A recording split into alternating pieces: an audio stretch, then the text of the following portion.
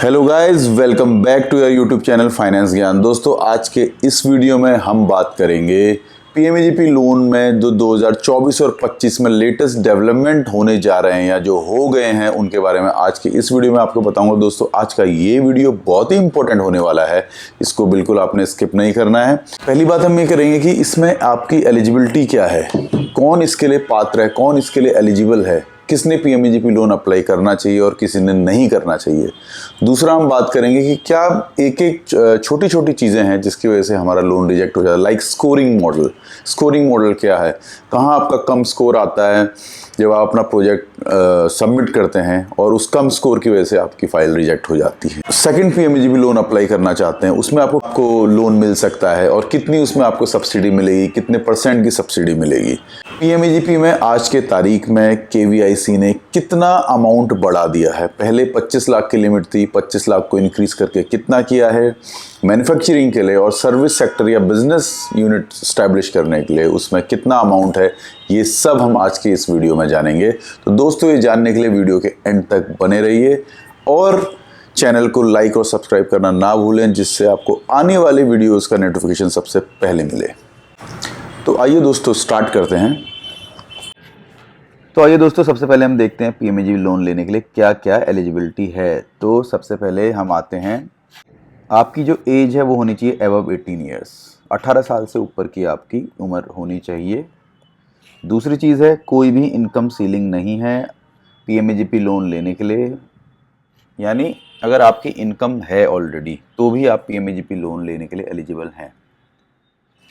उसके बाद तीसरी चीज़ आती है, ये बहुत इंपॉर्टेंट है, आपकी एजुकेशनल क्वालिफिकेशन। अगर आप 8th पास हैं, 8th स्टैंडर्ड अगर पास हैं आप, तो मैन्युफैक्चरिंग में आप 10 लाख से ऊपर का लोन के लिए अप्लाई कर सकते हैं। जो प्रोजेक्ट कॉस्ट है आपकी 10 लाख से ऊपर है तो वो अप्रूव हो जाएगी।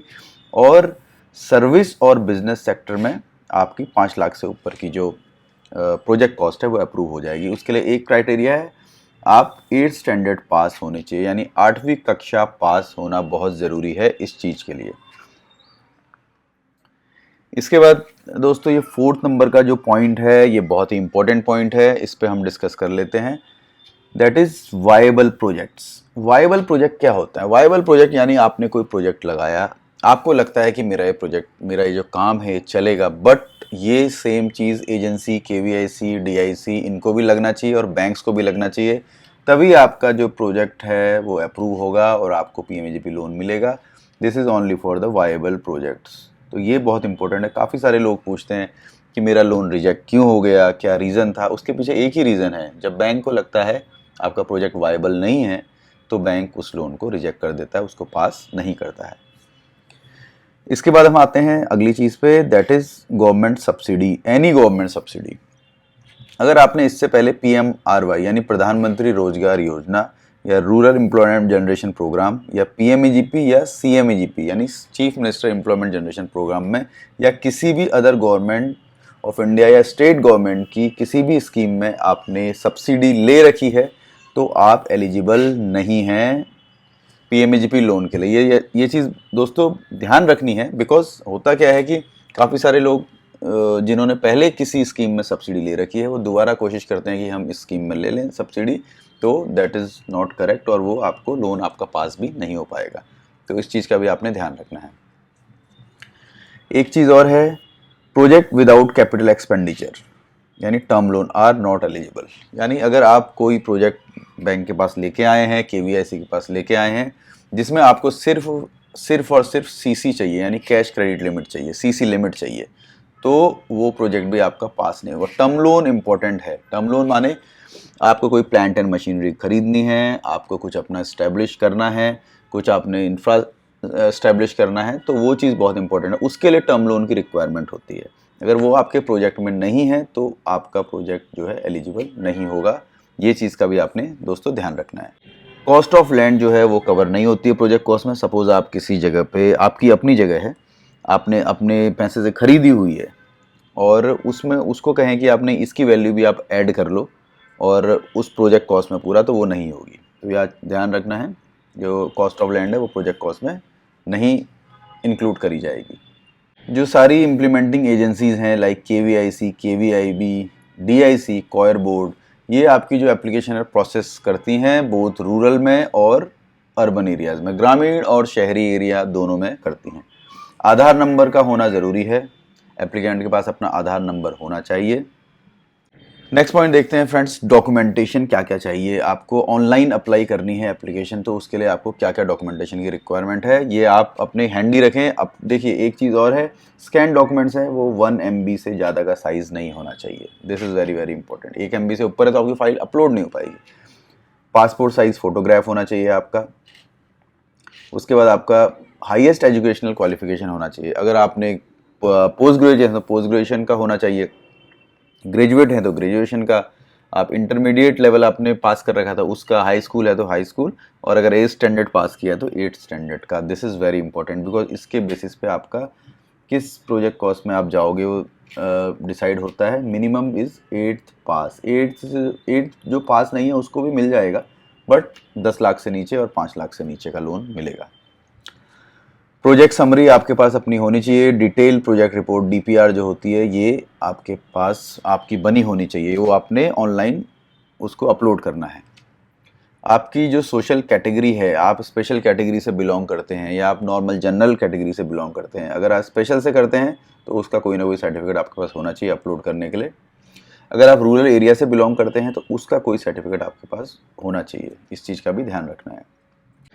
जो मेजर चेंज PMEGP का है एक बार उस पर नज़र मार लेते हैं।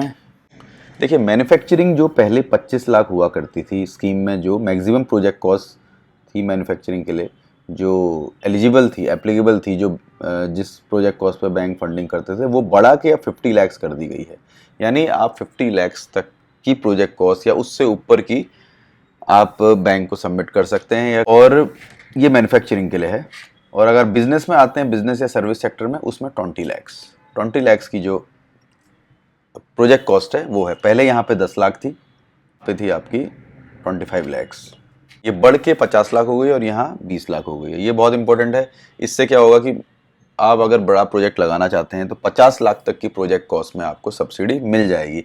यानी प्रोजेक्ट कॉस्ट बड़ी है तो इसका मतलब है सब्सिडी भी बड़ी है। सब्सिडी का अमाउंट हम देख लेते हैं कितना बढ़ेगा। अगर आप अर्बन एरियाज़ में हैं तो आपको सब्सिडी जो है 15% देनी है फॉर द जनरल कैटेगरी, और अगर आप रूरल एरिया में हैं आपको 25% सब्सिडी मिलेगी फॉर जनरल कैटेगरी। अगर आप स्पेशल कैटेगरी में आते हैं, स्पेशल कैटेगरी में क्या क्या है, अगर आप SC ST OBC या माइनॉरिटी को बिलोंग करते हैं, आप विमेन एंटरप्रेन्योर हैं, आप एक्स सर्विसमैन हैं, आप ट्रांसजेंडर हैं, डिफरेंटली एबल्ड हैं, नॉर्थ ईस्टर्न रीजन से आते हैं या किसी एस्पिरेशनल डिस्ट्रिक्ट से आते हैं, इस पर मैं बाद में चर्चा करूंगा दोस्तों एस्पिरेशनल डिस्ट्रिक्ट की, या हिल या बॉर्डर एरियाज़ में से आते हैं, तो आपको देखिए 25% की सब्सिडी आपको अर्बन एरियाज़ में मिल जाएगी और 35% की सब्सिडी आपको रूरल एरिया में मिल जाएगी। ये प्रोजेक्ट कॉस्ट पे होती है, लोन अमाउंट पे नहीं होती है subsidy. It is always on the project cost. एक मार्जिन पे भी नज़र डालते हैं कि बेनिफिशियरी ने अपना कितना कंट्रीब्यूशन करना है। अगर आप जनरल कैटेगरी हैं तो आपको 10% करना है, चाहे रूरल हो, सेमी अर्बन या अर्बन एरिया कोई भी हो। और अगर आप स्पेशल कैटेगरी में आते हैं जो यहाँ ऑलरेडी मेंशन है, दिखाई है आपको, तो उसमें आपको 5% का मार्जिन डालना है। यानी 50 लाख के लोन में आपने 5% डालना है, यानी 2.5 लाख। और अगर जनरल कैटेगरी है तो उसमें 10% डालना है, यानी 5 लाख। एक और चीज़ पे नज़र डालते हैं, अगर आपकी प्रोजेक्ट कॉस्ट एक्सीड करती है 50 लाख से या 20 लाख से for manufacturing and service and business enterprise, तो उस केस में क्या होगा, जो आपको सब्सिडी मिलेगी that is limited up to 50 lakh and 20 lakh only. वो उससे ऊपर नहीं जाएगी। मान लो आपका 60 लाख का प्रोजेक्ट कॉस्ट है, अब आप कहो कि मेरे को 60 लाख का 35% या 25% मिले, वो नहीं होगा, आपको मिलेगा 50 लाख का ही। सिमिलर 20 लाख में भी मैन्युफैक्चरिंग एंड सर्विस या बिजनेस सेक्टर में, जो भी सेक्टर में आप अपना प्रोजेक्ट लगाना चाहते हैं। दोस्तों अगर आपने पहला PMAGP लोन ऑलरेडी ले रखा है और आप दूसरे लोन के लिए जाना चाहते हैं, उसमें भी थोड़े से चेंजेस हैं। देखिए क्या है कि आपको अपग्रेडेशन यूनिट के लिए अगर मैन्युफैक्चरिंग है तो 1 करोड़ तक का प्रोजेक्ट कॉस्ट आपका आप अप्लाई कर सकते हैं, एप्लीकेबल है। और सिमिलरली अगर आप बिजनेस और सर्विस सेक्टर में अपग्रेड करना चाहते हैं तो 25 लाख। ये देखिए अमाउंट बढ़ गया है, यहाँ 50 लाख से 1 करोड़ हो गया है, यहाँ 20 लाख से 25 लाख हो गया है। और सब्सिडी जो है नॉर्थ ईस्ट और हिल रीजन के लिए 20% है और अदर्स के लिए 15%। इसमें कोई कैटेगरी नहीं डाली है इन्होंने कि जनरल या स्पेशल कैटेगरी। इसमें जो सब्सिडी है आपकी वो एरिया, जोग्राफिकल एरिया वाइज डाली है। नॉर्थ ईस्ट रीजन या हिल में है तो आप 20% आपको सब्सिडी मिलेगी, यानी 1 करोड़ के लोन पे, 1 करोड़ के प्रोजेक्ट कॉस्ट पे आपको 20 लाख की सब्सिडी, और अदर्स में आपको 15 लाख की सब्सिडी। एक चीज़ और देखिए फ्रेंड्स, KVIC एंड IB यानी khadi village industry commission and Indian banking association, इन्होंने क्या किया है, एक स्कोरिंग मॉडल डिज़ाइन किया है कि कौन से प्रपोजल, कौन से प्रोजेक्ट आपको अप्रूव करने हैं और कौन से रिजेक्ट करने हैं। उसके लिए जो स्कोरिंग मॉडल है, जो KVIC प्लस IB ने मिलकर डिज़ाइन किया है, जो मैंने अभी आपको बताया, उसमें देखिए अगर आपका लोन 10 लाख तक का है तो आपके 50 आउट ऑफ 100 मार्क्स आने चाहिए, यानी 50 में से आपके 100 नंबर आने चाहिए। और अगर आपका प्रोजेक्ट 10 लाख से ऊपर का है, ग्रेटर देन 10 लैक्स, तो आपके 60 आउट ऑफ 100 मार्क्स आने चाहिए। तो ये बहुत इंपॉर्टेंट चीज़ है फ्रेंड्स, इस पे ध्यान देना है आपने कि जब आप अप्लाई करेंगे तो प्रॉपर अपनी सारी डिटेल्स उसमें मेंशन करेंगे, जो जो आपके प्लस पॉइंट्स हैं वो आप उसमें देंगे, ताकि आपको ये जो स्कोरिंग है ये आपको प्रॉपर मिले, स्कोर आपको प्रॉपर मिले। 10 लाख के अंदर का लोन है तो आपके 50 पॉइंट स्कोर होने चाहिए, और 10 लाख से ऊपर का है तो 60 पॉइंट्स आपके स्कोर होने चाहिए, अदरवाइज इनिशियल लेवल पे ही आपकी फ़ाइल जो है वो रिजेक्ट हो जाएगी। एक काम की चीज़ और है कि अप टू 10 लैक्स कोई भी कोलेटरल आपने नहीं प्रोवाइड करनी है बैंक को, यानी बैंक भी नहीं मांगेगा। अगर आपका लोन 10 लाख तक का है तो आपको कोलेटरल देने की ज़रूरत नहीं है, यानी कोलेटरल माने कोई भी सिक्योरिटी आपको देने की ज़रूरत नहीं है। एक इम्पोर्टेंट पॉइंट और हम देख लेते हैं कि अगर एप्लीकेशन आपने जब एप्लीकेशन बैंक के पास आ गई है तो आपकी एप्लीकेशन आने के 30 दिन के अंदर बैंक ने आपको सैंक्शन लेटर इशू करना है। डिले होता है उसमें तो जो कंप्लेंट है वो 2 दिन के अंदर नोडल ऑफिसर के पास जाती है। तो 30 डेज़ का पीरियड है। एक बार बैंक के पास आपकी फ़ाइल आ गई तो बैंक उसको असेस करेगा, 30 दिन के पीरियड के अंदर या आपको सैंक्शन देगा या आपको रिजेक्ट कर देगा फाइल।